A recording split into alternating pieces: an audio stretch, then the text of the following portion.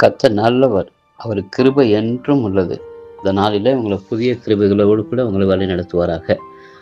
ரோமர் 5ஆம் அதிகாரம் 1வது வருஷத்துல இவ்விதமாக நம் விசுவாசத்தினாலே நீதிமான்களாக்கப்பட்டிருக்கிறபடியால் நம்முடைய கர்த்தராகிய இயேசு கிறிஸ்து மூலமாக தேவனிடத்தில் சமாதானம் பெற்றிருக்கிறோம். சமாதானம் பெற்றிருக்கிறோம் என்று சொல்லி வேதம் சொல்கிறது. யார் மூலமாக?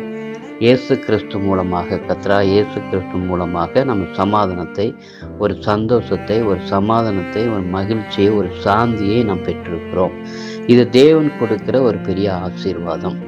இந்த தேவ ஆசீர்வாதம் இதையும் உலகத்தினுடைய உலகத்தினுடைய வெகுமதிகளையும் உலகத்தினுடைய நன்கொடைகளையும் வைத்து நாம் ஒப்பிடக்கூடாது. உலகத்தினுடைய வெகுமதிகள் வேற, ஆண்டவர் கொடுக்கிற ஆசீர்வாதங்கள் வேற. இன்னைக்கு மக்கள் உலகத்தினுடைய பொருள்களை அதை ஒப்பிட்டு பார்த்து சொல்கிறார்கள்.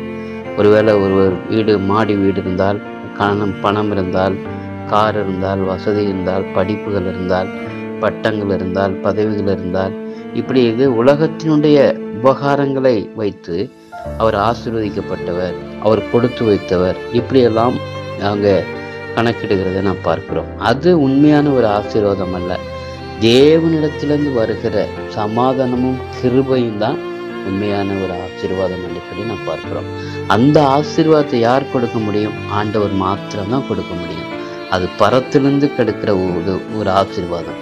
அந்த பரத்தின் ஆசீர்வாதத்தை நாம் பெற்றுக்கொள்ளும் போது உலக ஆசீர்வாதங்கள் தானாகவே வந்து சேரும். தேவனுடைய ஆசீர்வாதம், சமாதானம், சாந்தி, இப்படி மகிழ்ச்சி, நீதிமான்களாக்கப்படுவது, இப்படிப்பட்ட நல்ல காரியங்களுடைய வாழ்க்கையில் நடைபெறும் பொழுது உலகத்தினுடைய ஆசீர்வாதங்கள் தானாகவே அது நமக்கு சேரும். அது உண்மை. அதுதான் நம்முடைய வாழ்க்கையில நிச்சயம்.